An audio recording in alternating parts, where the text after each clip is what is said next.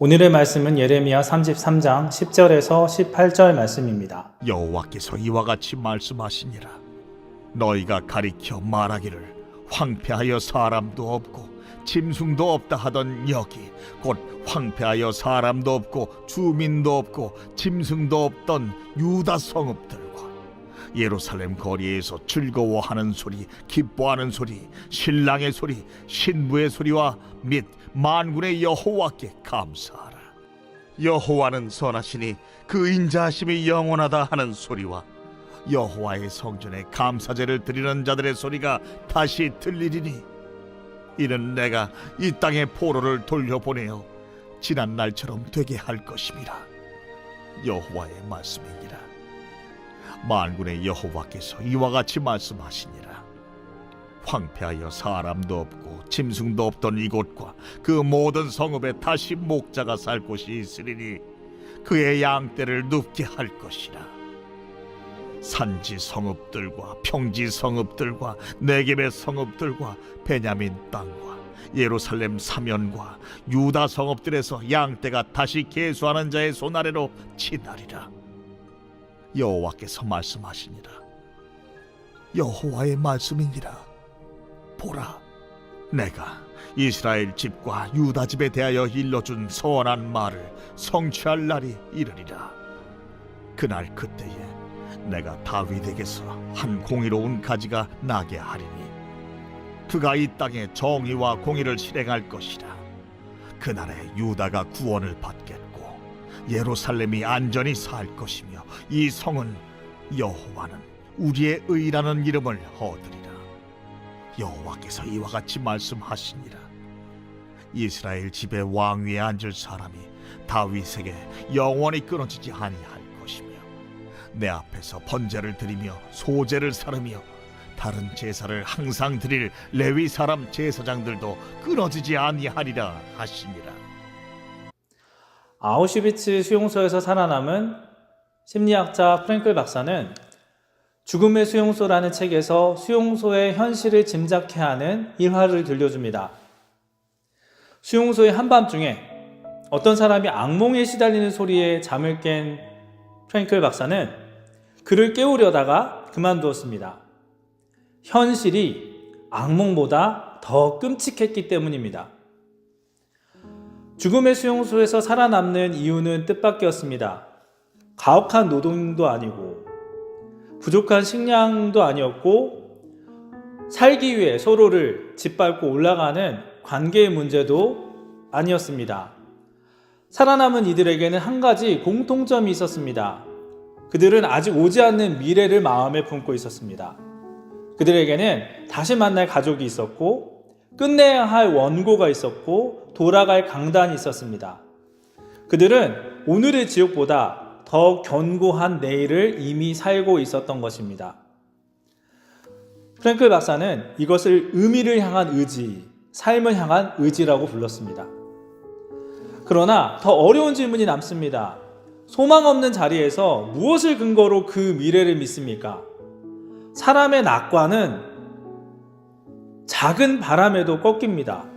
돈, 집, 그와 같은 재산들, 명예와 권력 같은 조건에서 기댄 희망은 한상으로 끝나는 경우가 많습니다.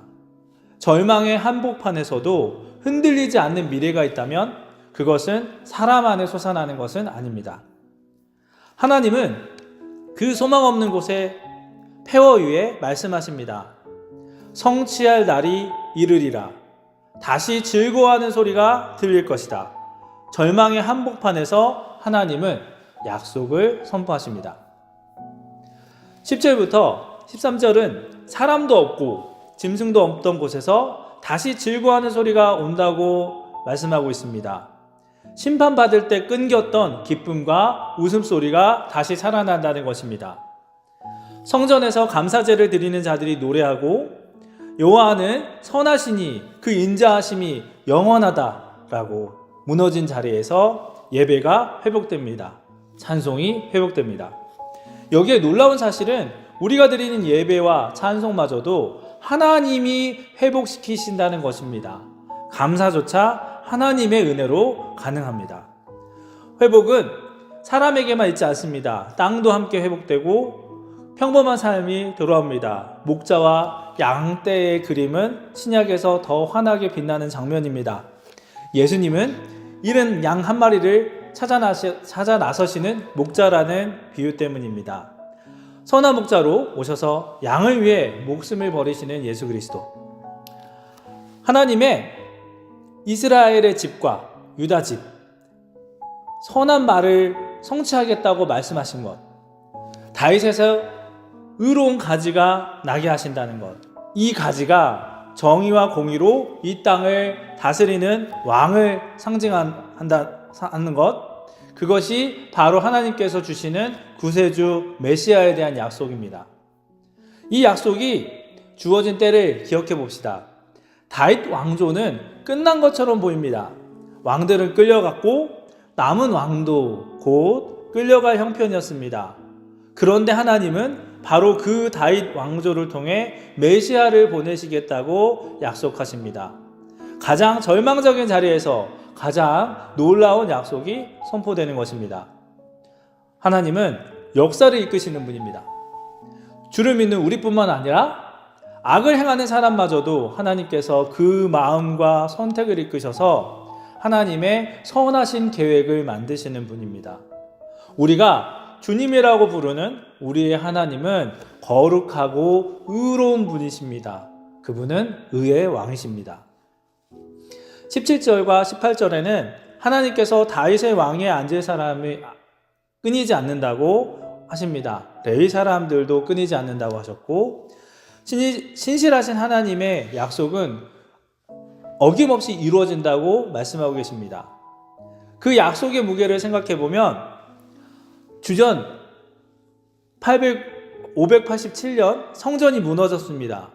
언약궤도 사라졌습니다. 성전이 무너졌으니 제사장직은 의미를 잃어버린 것 같았습니다.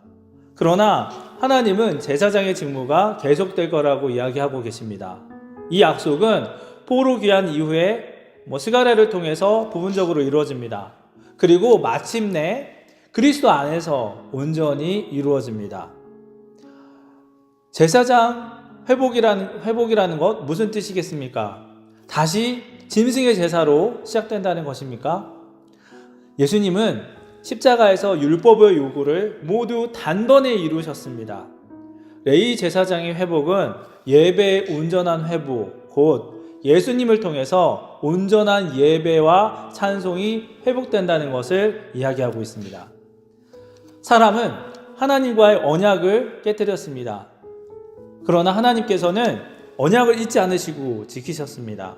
하나님의 신실하심, 우리를 향한 사랑, 다윗에게서 난 의로운 가지 예수 그리스도를 통해서 열매 맺은 것입니다. 예수님은 정의와 공의를 행하시는 참된 왕이십니다. 동시에 우리를 위해 자신을 드리시는 참된 제사장이십니다.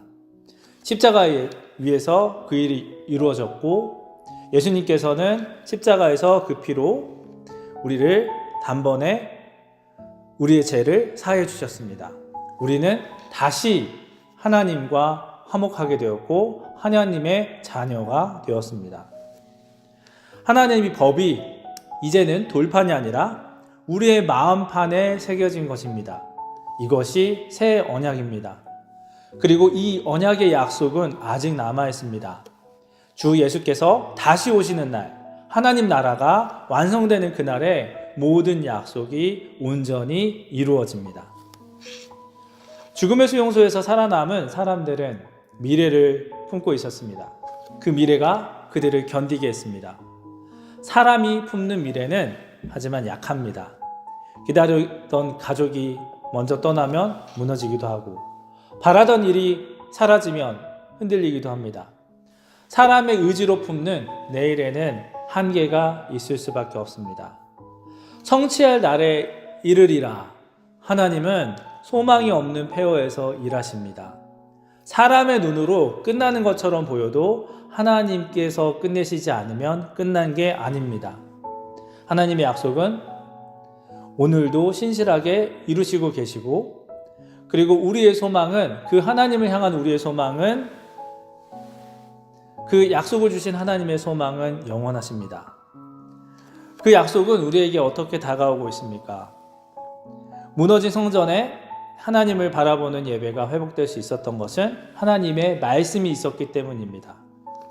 폐허 가운데서도 하나님을 알고 사랑할 수 있게 하는 것은 하나님의 말씀, 바로 성경이었습니다.